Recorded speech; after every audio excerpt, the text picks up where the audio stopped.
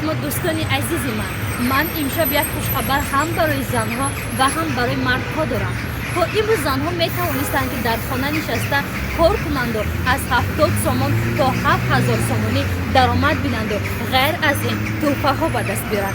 از این پس مردها نیز می توانند که در همین کمپانی قبلی کار کنند و غیر از این هم تحفه به دست بیارند و هم معاش بهتری و تحفه های پای در پای را فایده بینند. پس سیلکش را و من سایت واتساپش را در زیر اکران های شما میگذارم.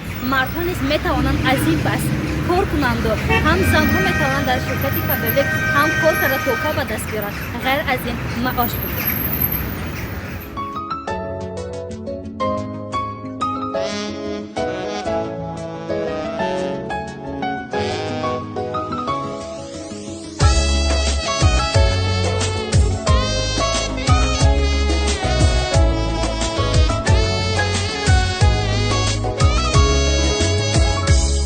وطن تو سر نوشتم توی باغ و بهشتم، وطن دل پارم رو برای تو نوشتم. وطن تو سر نوشتم توی باغ و بهشتم، وطن دل پارم رو برای تو نوشتم.